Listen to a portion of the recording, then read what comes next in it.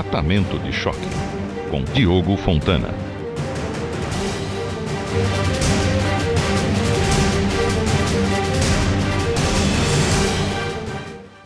Buenas noches, UNASUR.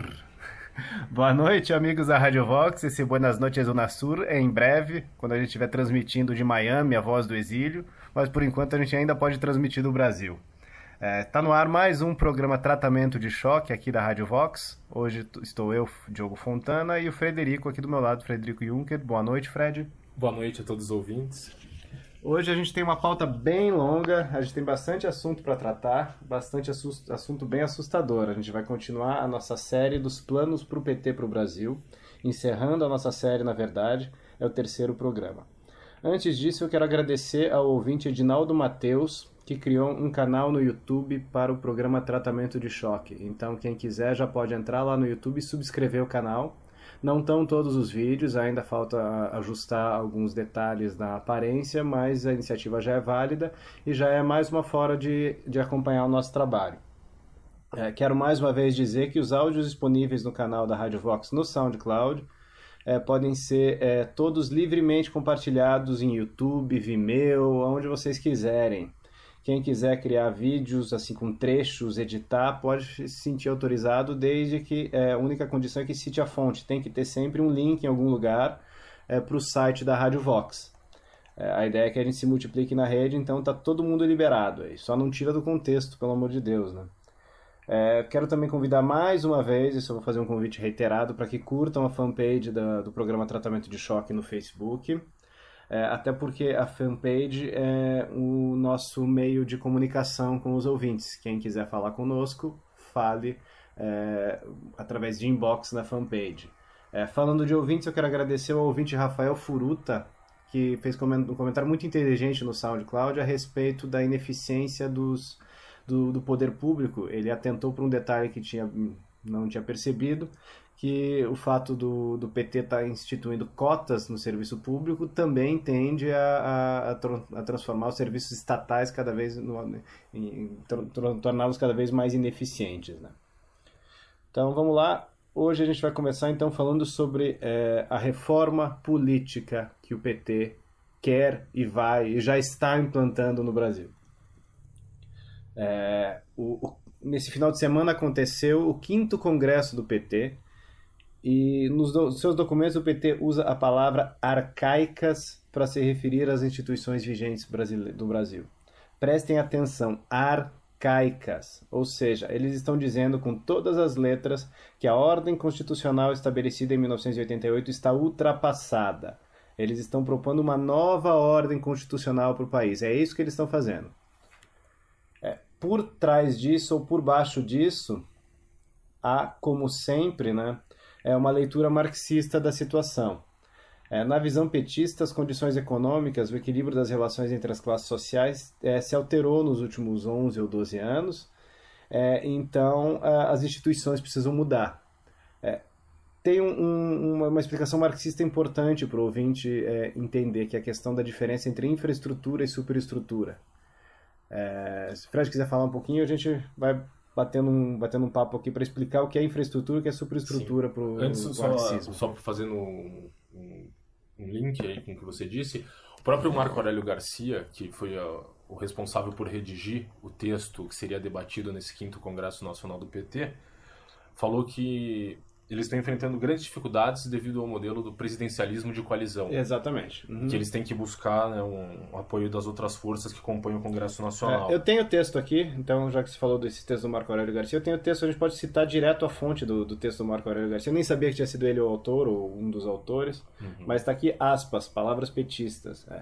Desde 2003, sobretudo, temos enfrentado dificuldades em mudar o sistema político brasileiro, verdadeira camisa de força, gente, que impede transformações mais profundas e impõe um presidencialismo de coalizão que corrói o conteúdo programático da ação governamental. É bem isso que você falou.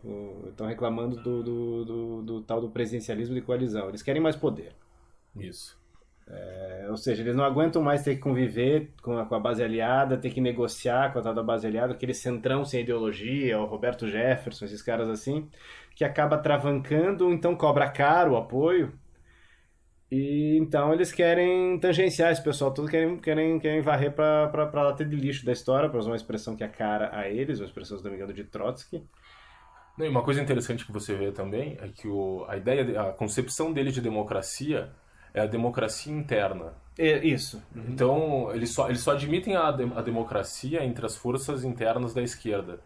E nesse sentido, eles consideram o PT como uma grande força de coalizão da esquerda com as várias dissidências internas. E para eles, um regime democrático, de fato, é um regime em que só essas forças internas do partido se veem representadas. É transformar a eleição interna do PT na eleição do país. Isso. Eles tiveram um processo eleitoral no qual Rui Falcão foi reeleito agora, faz um mês, e eles querem que esse processo eleitoral seja o processo eleitoral nacional. É uma fusão completa de Estado e partido, né?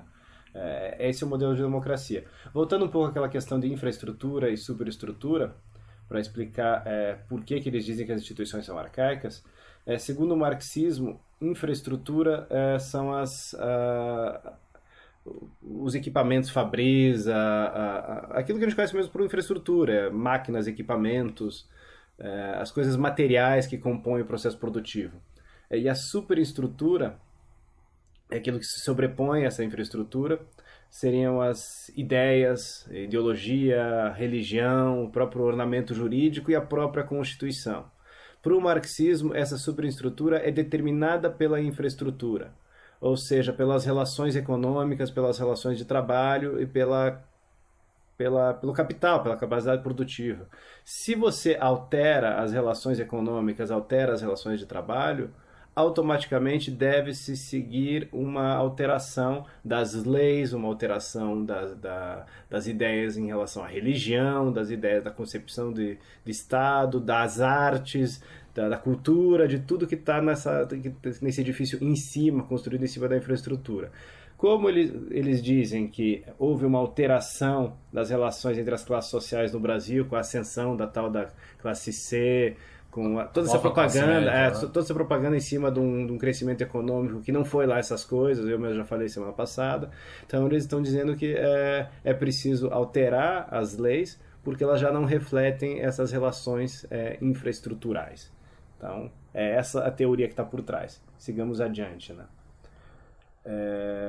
E só fazendo um adendo, Diogo, e você vê que há um grande esforço deles nesse 5º Congresso de compreender as manifestações de junho. É verdade. Que para eles, com essa emergência dessa nova classe média, de certa forma o partido, por estar já há 10 anos dentro do aparelho estatal, se burocratizou. E, portanto, não conseguiu responder aos anseios dessa nova classe que emergiu.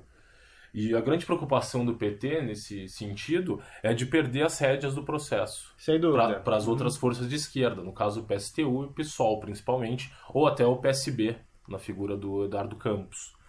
Então você vê ali um grande receio por parte do PT de deixar de ser o protagonista dessa da terceira fase, que fica muito claro nas discussões internas do PT, que eles dividem a história do partido em 3 momentos. Da fundação do partido até a eleição do Lula, que é aquela fase de construção das suas bases, da eleição do Lula à eleição da Dilma, que é já a fase de transição para o modelo socialista, e a partir da eleição da Dilma, a implantação do socialismo. Que está atrasada. Uhum. E o grande despertar para eles foram as manifestações de junho, que para eles significou assim, uma grande demanda social por socialismo. Essa é a interpretação, isso é curioso. A interpretação oficial do partido é a mesma interpretação que o Vladimir Safatli, que é um psolista, professor de filosofia da USP, não é filósofo, é professor de filosofia, o Vladimir Safatli. Houve um debate na USP ano passado, está até fácil de achar na internet, que é a ascensão conservadora. Tremam de medo. A ascensão conservadora no Brasil, eles estão falando isso por causa do Celso Russomano. Se Celso Russomano é conservador, eu sou budista. Mas nesse debate, o Vladimir Safatli interpreta aquilo que eles chamam de ascensão conservadora. Isso é antes das manifestações, gente, é final do ano passado, final de 2012. Ele interpreta como uma insatisfação da nova classe média, da classe C ascendente, com não exatamente uma insatisfação, com uma vontade dessa classe média de se estabilizar, Então, ó, nós chegamos até aqui, nós subimos, então a gente não quer que mais ninguém suba, e a gente quer conservar as coisas do jeito que estão. Eu acho que essa interpretação é estúpida, mas o PT, de certa forma, corrobora e assina embaixo, e vieram as manifestações em junho, e eles foram pegos de surpresa com a magnitude dos eventos, inclusive com aquela vaia no Estádio Nacional de Brasília contra a Dilma, inclusive com manifestantes se voltando contra a Dilma, queimando bandeiras vermelhas. Tudo aquilo surpreendeu o partido e assustou. E o que eles interpretaram? Eles fazem uma interpretação parecida com a do Safatli. Ah, essa classe média que subiu, essa juventude que subiu na vida, que tem mais oportunidades. São os novos consumidores. São os novos consumidores que têm mais demandas sociais, eles precisam ser atendidos, senão a gente vai perder o controle do processo, senão a gente vai perder o poder. Então é preciso atender essas demandas. E o que eles acham que é atender essas demandas? Radicalizar. Radicalizar, é trazer socialismo, trazer mais socialismo, que o pessoal vai ficar feliz. Isso é muito curioso, porque o estado de coisa é muito curioso e muito cínico. Porque o atual estado, a leitura que eu faço é completamente diferente do que aconteceu. O atual estado de coisas, essa insatisfação, ela não provém do crescimento econômico dos últimos 10 anos apenas, até porque não foi lá essas coisas. Ela provém do inferno que é viver nesse Brasil que o PT e o PSDB construíram. Do inferno de um país com 60, 70 mil, sabe-se lá o número correto, de homicídios. Num país que é campeão mundial de divórcio, de drogas, de prostituição. Um dos campeões no número de estupros. Campeão mundial de estupro, num país onde absolutamente nada funciona, inclusive a iniciativa privada, por uma questão cultural. A telefonia não funciona, a TV a cabo não funciona, a padaria da esquina não funciona, você é mal entendido em todos os lugares, ninguém quer trabalhar. Foi criada uma geração de brasileiros ou 2 gerações de brasileiros que simplesmente não quer trabalhar, que quer viver de forma lúdica, que não quer crescer. Esse Brasil é uma criação da esquerda, e esse Brasil é um inferno. As pessoas que saíram nas ruas em junho, numa explosão emocional, elas já tinham tido essa explosão emocional 6 anos antes. O pessoal esquece. Quando caiu o avião da Gol, ou foi da TAM? Caíram 2 num mês. Foi um da Gol e um da TAM. O da Gol caiu lá no Brasil Central, no Goiás, se não me engano. E o da TAM em Congonhas. O da Gol foi primeiro, 15 dias depois foi o da TAM, e já estava o caos aéreo, que era o quê? Um gargalo de infraestrutura. Um gargalo de infraestrutura causado o quê? Por tucanos e petistas. Os aeroportos brasileiros não funcionavam, teve um certo crescimentinho econômico, um voo de galinha, houve aumento de fluxo nos aeroportos, não deu conta, o treco ficou uma bagunça, todo mundo pessimamente atendido, os serviços aéreos das companhias aéreas é péssimo, até porque é um dos setores mais regulamentados da economia, não há livre mercado na aviação civil brasileira, pelo menos 2 ou 3 empresas ali com intervenção estatal em tudo, em todos os quesitos, eles têm que obedecer uma infinidade de regras. E isso amarra. Os sindicatos são muito fortes no setor, também fazem uma infinidade de exigências que amarram a margem de ação das companhias aéreas, e aquilo causou todo aquele estresse, e as pessoas literalmente se cansaram. Tanto é que teve um movimento que teve um nome muito feio, muito ruim, muito inconveniente, que era o Cansei, que já foi um início dessa demonstração dessa insatisfação. As pessoas se cansaram de uma vida que ninguém aguentava mais, inclusive sem perspectivas de avanço, de realização pessoal. As pessoas tendo que fazer concurso porque os salários da iniciativa privada são achatados por culpa do governo, que cria salários artificiais que atraem os mais capacitados para o setor público numa armadilha, que vai transformá-los em insatisfeitos e frustrados antes dos 40, e vão viver querendo tirar licença e tomar antidepressivo. Sim, o número de deprimidos no serviço público. Então, o Brasil também é campeão mundial de tarja preta e cirurgia plástica. As coisas estão tudo isso caminha junto. E hoje tem o segundo maior mercado consumidor de drogas. 2,5 milhões de usuários. Drogas legais e drogas ilegais, né? Porque as drogas ilegais a gente tem um mercado muito grande. As drogas legais também, que se juntar a geração tarja preta, a quantidade de mulheres abaixo dos 30 anos que eu conheço que tomam tarja preta é uma coisa impressionante. Ou seja, viver no Brasil se transformou num inferno. E isso tem razões econômicas e razões culturais, e a esquerda é a culpada. Então as pessoas não aguentam mais isso, só que elas não conseguem dar voz a isso. Então quando elas se cansaram lá em 2007, no Cansei, com a queda do avião, elas já estavam manifestando timidamente aquilo. Em 2013, quando as pessoas se cansaram de volta e aproveitaram uma iniciativa da própria esquerda, do PSOL e do PT, que queimaram fósforo, como aquele gás já estava espalhado por aí, o teco pegou fogo. E surpreendeu. Só que a interpretação que eles estão dando é toda errada. Então eles vão vir com mais veneno, com mais uma dose do veneno que está matando o país e vão transformar as coisas em algo mais insuportável ainda. Que você pode ver, por exemplo, na situação em São Paulo que começaram essas manifestações, as soluções do prefeito Haddad para a cidade de São Paulo estão se tornando a cidade um caos completo. Quer dizer, essas faixas exclusivas de ônibus que hoje quem vai de carro para o trabalho, por exemplo, demora muito mais tempo para chegar de casa ao trabalho. A cidade virou simplesmente um caos. Ou seja, tem que tirar esses caras do poder urgentemente, senão eles vão transformar a vida do Brasil. Vai ter que ter no aeroporto de Galeão e no aeroporto de Guarulhos, escrito na imigração: Lasciate una speranza voi che entrate. É a frase que tem no inferno de Dante, quando você chega, não tem esperança. Deixe toda a esperança vós que entrais aqui, não tem jeito. Vai ter que ser escrito em todos os aeroportos internacionais, em todas as nossas fronteiras, para que o turista saiba onde está se metendo, porque o treco está ficando insuportável. E se continuar assim, a gente vai transmitir o tratamento de choque de Miami, gente. Direto para o pessoal da Unasul. Voltando então para a reforma política, uma coisa interessante é que eles já têm tentado, desde que eles chegaram ao poder, fazer essa reforma política. No dia 28 de junho de 2004, já havia uma notícia, se não me engano, no estado de São Paulo, falando: Câmara lança frente parlamentar sobre a reforma política. Era uma deputada petista, Mariângela, agora me escapou o nome. Mariângela Gomes. É isso aí, acho que é isso aí. E 2004, gente, faz quase 10 anos. Eles já estavam batendo nessa tecla.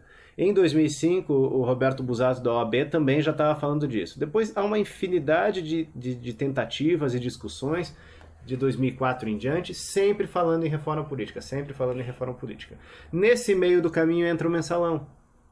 O que é o mensalão, se não uma forma de tentar tangenciar esse presidencialismo de coalizão? Então, para eles não tem absolutamente nada de errado em você comprar parlamentares ou comprar apoio no parlamento, porque, vejam só, as propostas deles são tão boazinhas, vão fazer tão bem ao país e à classe trabalhadora, que não tem problema sujar as mãos, ou que nem o Paulo Betti, aquele palhaço, aquele ator da Globo, falou, meter a mão na merda, se você está fazendo uma coisa boa. É maquiavelismo mesmo, de que fins justificam os meios, apesar de que Maquiavel nunca falou essa frase, mas é assim que eles encaram. Então, como eles são a encarnação do bem, do bom, do virtuoso, e eles têm as soluções mágicas para a classe trabalhadora e para a felicidade geral da nação, ora, se alguém atravanca, cria obstáculos, essa pessoa está errada. Então não tem que lidar com eles. Se tiver que subornar esses malditos, desses conservadores que estão querendo manter o status quo, não tem problema nenhum cometer irregularidades. Até porque essa lei é arcaica mesmo, então obedecer essas leis brasileiras não faz muito sentido, porque elas são leis burguesas, leis de um regime que vai ficar para trás. E é por isso que eles não têm culpa nenhuma e se veem como os heróis, o Genuíno, o José Dirceu. A raiz psicológica disso está justamente nessa sensação que eles têm de que eles são superiores e de que eles têm as respostas. E de que a base aliada, que é corrupta, evidentemente, é um obstáculo ao desenvolvimento que eles querem trazer. Ou seja, essas pessoas estão atrapalhando, nós queremos fazer o bem e vocês não deixam.